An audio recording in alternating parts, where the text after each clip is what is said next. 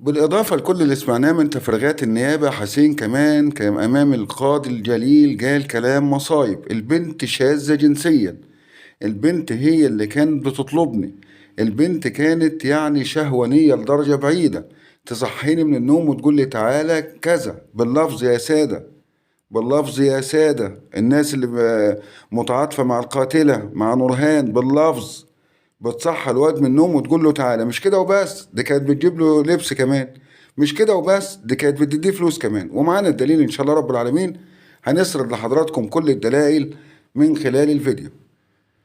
بسم الله الرحمن الرحيم. السلام عليكم ورحمة الله وبركاته محترمين اليوتيوب، متابعي أخبار اليوم، أهلا وسهلا بحضراتكم فيديو جديد وتحية خاصة من أخوكم أبو وليد. فيديو كامل على قناتنا التانية أخبار اليوم 2. مريم اللي هي جارة الملعونة نورهان بتسرد كل الحقائق. هنوضح لحضراتكم قالت إيه وبتفسر إيه. أولا البنت كانت بتدي 3 مواد: عربي، حساب، إنجليزي، تأسيس للمرحلة الابتدائية. المادة ب100 جنيه، يعني 300 جنيه.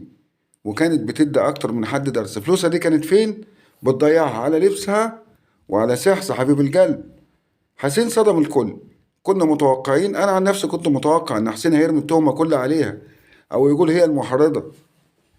ده قال اللي انعم من كده كمان. يعني احنا كنا عارفين القصه دي وكنا متوقعينها، لكن كونه يقول البنت شهوانيه وشهوانيه بشذوذ، دي مصيبه كبيره. واظن الكلام ده قالته مع محمد بيه العراقي رائد التحقيقات لما كانت بتقول ان ساعه الحمل كنت بغير وضعه، والكلام المجرف اللي احنا مش هنتكلم فيه، لان فعلا كلام صعب جدا انه يصدر من بنت امها ربتها كويس لكن هي شذت. هي شذت على بيئة امها وابوها. برضه ردا على بعض الناس اللي بيقولوا استاذ خليل كان عارف واستاذ خليل كان مطنش. يا جماعه استاذ خليل بعيد عن القصه دي. قلت لحضراتكم وشيء انا متاكد منه، استاذ خليل كان يعلم ان في كلام على بنته، انما توصل لمرحله فض غشاء البكاره وتوصل لمرحله العلاقه الكامله مستحيل، ما كانش يعرف. عشان بس نكون منصفين وعشان ندي كل واحد حقه. انتوا عارفين ان حضراتكم دايما لما بتكلم في اي قضيه بكون منصف، ما باجي مع ده ولا مع ده. وان كنت احيانا بتعاطف مع بعض الاشخاص لكني مش بدين الفعل بتاعه. كلامه واضح جدا وانتوا عارفين حضراتكم انا بقصد ايه. نرجع للملعونه. البنت قالت ان فعلا ان المرحومه الشهيده داليا عليها رحمه الله كانت بتحب البنت وبتعاملها معامله حسنه جدا وبتحترمها جدا. الفيديو كامل على اخبار اليوم 2. هنسيب اللينك على في اول تعليق مسبق ان شاء الله، ممكن تدخلوا بسهوله. حديث مطول مع البنت. بالنسبه بقى في حته مهمه، لان في بعض المنصات او بعض الناس يعني بيقولوا هم على فكره، يعني مش بكذبهم لكن بس تصحيحا للمعلومه، بيقولوا ان يوم الواقعه الاستاذ خليل الواد نزل جري وسلم على الاستاذ خليل بيقول له ازيك يا ابو احمد اهو بتاع. خدوا بال حضراتكم، او اللقاء الوحيد، مش اول، اللقاء الوحيد الصوتي للاستاذ خليل قال ايه؟ قال ان انا بعد ما جيت، والكلام ده كان حوالي 9:30 بعد حوالي ساعتين من الجريمة، شفت الواد واقف عند العمارة بتاعته. الواد كان واقف عند العمارة اللي قدامه، يعني لا سلم عليه ولا قال له. والكلام ده موجود على القناة وموجود على كل المنصات. استاذ خليل قال انا لمحت الولد واقف لغاية ما هو فتح باب الشقة، ما كانش يعرف ايه اللي حصل ولا اي حد يعرف الا المولى عز وجل، ثم الشهيدة داليا وحسين ونورهان، الاتنين الملعونين دول، لغاية ما فتح باب الشقة. خدوا بال حضراتكم وركزوا في كلامي كويس. من بعد ما فتح باب الشقة بدأ يتعالى صوته: مراتي ماتت، مراتي اتقتلت، الحقوني. البنت وقفت على الباب، وقالته مريم على فكرة الكلام ده. البنت وقفت على الباب وما رضتش تدخل الجيران، وجارها اللي هو الباب في الباب قال برضه الكلام ده، لدرجة انه قال لها يا بنت انت بنت باردة، ادخل شوف امك اللي بيقولوا ماتت. قالت ابويا قال لي ما تدخليش حد، وهي واقفة مستسلمة جدا. فده بس ردا على بعض الناس، واحترم طبعا رايهم جدا، اللي بيقولوا ان هو الواد نزل جري بعد ما قتل فلقى استاذ خليل طالع فبيقول له ازيك يا ابو احمد. طبعا ما فيش الكلام ده خالص. زي ما قلت لحضراتكم، الصوت الوحيد اللي سمعناه للسيد خليل لما قال انا لمحت الواد كان واقف عند العماره بتاعته، يعني ما كانش في اي كلام بينهم. قال ايه بقى حسين؟ في حضراتكم طبعا عايزين تعرفوا حسين قال ايه، ويمكن منصات كتير اتكلمت عن الموضوع، لكن اللي جاله فعلا مصيبة بكل المقاييس. احنا كنا بنقول ان هو يوم الجريمة اداها 20 جنيه عشان تمشي الواد اخوها، واداها هي 100 جنيه. اولا انا مش مصدق قصة ان الواد خبط على الباب والبنت فتحت له، لان الموقف اللي كانوا فيه الوادين مش هتفتح له. تفتح له ازاي؟ هدومهم منطخة بالدماء، الاتنين الوادين كانوا على الباب خبطوا، ده السيناريو اللي حصل يا سادة. الوادين خبطوا محدش فتح، مشيوا ظنا منهم ان محدش في الشقة ومعهمش مفتاح. البنت لما سمعت الخبط فضلت منتظرة لغاية ما الوادين نزلوا أحمد وآدم، واتصلت بأحمد، الحق يا أحمد ده وجعت في الطريق ونقلوها على مستشفى بور فؤاد. وفي رقم غريب اتصل بيا وقال لي كده، وده على فكرة اللي قالته لمدام سوريا لو تفتكروا حضراتكم. لما مدام سوريا بتقول لها فين الرقم، قالت لها مع رفقتي كان معايا 50 جنيه والموبايل رميتهم ما اعرفش فين. فاصل مستحيل انهم يفتحوا لحد هم بالشكل ده.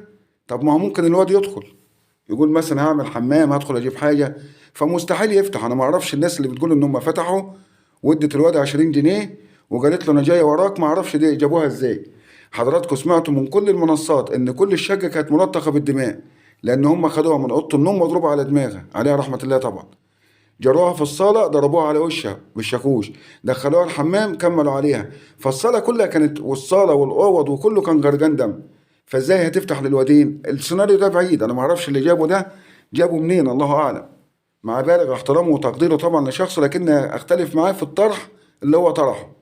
اللي حصل يا ساده بالظبط ان فعلا هم كانوا ناويين يقطعوها زي ما قلنا عليه رحمه الله، لكن لما اتفاجئوا بان الواد الصغير ادم واخوه احمد الكبير خبطوا على الباب ارتبكوا الاتنين. ربكتهم خلت البنت تتصل بسرعه، الحق يا احمد روح، عايزه تمشيه، ما هي عايزه تمشيه عبال ما تشوف المصيبه اللي هم فيها، عبال ما تصرف المصيبه اللي معاها. وبسرعه ادت الموبايل لحسين، وان كان في شويه فلوس في الدولاب خد يا حسين دول وانزل انت وانا هتصرف، على اساس بعد كده الجريمه تصنف انها سرقه مع قتل. طيب مين اللي دبر الموضوع ده كله؟ الملعونه نورهان. يا استاذه هايدي كويس ان حضرتك بصلنا كده بالابتسامه الحلوه دي، الله يهديك يا رب. اقتنع ان البنت دي ملعونه وقاتله امها وزانيه وشاذه كمان، يلا يا ست بالمره شاذه جنسيا كمان. يعني مش كفايه انها بتغضب المولى عز وجل، ده كمان في شذوذ. والكلام ده طبعا هي اعترفت بيه، والا كانت حملت. ما هي لها 3 شهور ونص من ساعه فض غشاء البقره، يعني اكيد كانت حملت، يعني ده وضع طبيعي.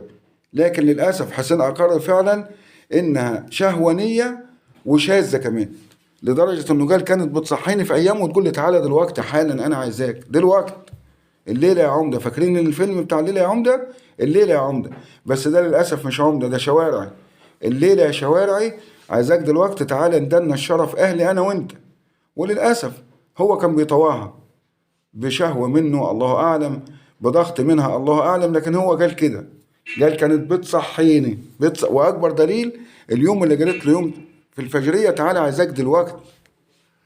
لدرجه ان الواد كان خايف ويقول لها ازاي، طب واهلك؟ قالت له بقول لك تعالى انا مأمن المكان. وفعلا الواد يا جماعه نام يا جماعه اقول الواد نام، الواد نعس. عارفين يعني ايه نام ونعس بعد ما عمل عملته؟ يعني معناها انه امان 100%، ولا كانه في روكاندا 5 نجوم وقافل على نفسه. وانا بقول لحضراتكم انا متاكد دي مش اول مره، لان ربنا عز وجل بيستر كتير. مش اول مره يبات عندها، يمكن مره واثنين وثلاثه الموضوع عدى وكان بيمشي في الفجريه يتسرب، لكن المره دي تعب الراجل، تعب بذل مجهود فنام. فربنا يعافينا يا رب. يعني مش كفايه انها طلعت كمان زانيه، دي كمان شاذه، اسال الله العفو والعافيه. بعد ده كله ما زالت الاستاذه هايدي الفضالي بتدافع عنها دفاع مستميت. افهم ليه؟ نفسي كده ادفع نص اللي معايا وافهم ليه. على فكره اللي معايا مش هيكفيها، لان الناس دي بتلعب في ملايين واحنا الحمد لله مستورين. لكن بجد والله فضول مني نفسي افهم.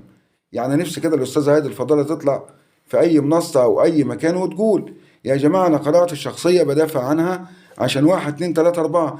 يمكن هي شايفه حاجه احنا مش شايفينها، يمكن البت اعترفت لها بحاجات احنا لغايه دلوقتي مش عارفين. على فكره انا كنت متوقع في الجلسه ان البت هتتكلم وهتتبلى وهتفتري، لكن الحمد لله اللي ربنا خرسها، ختم الله على قلوبهم، الحمد لله اللي ربنا ختم على قلبها، لا قالت خير ولا قالت شر. وانا والله ما عايز اسمع صوتها، لان بعيد عنكم في نماذج كده الواحد ما بيبقاش عايز حتى ينطق اسمها.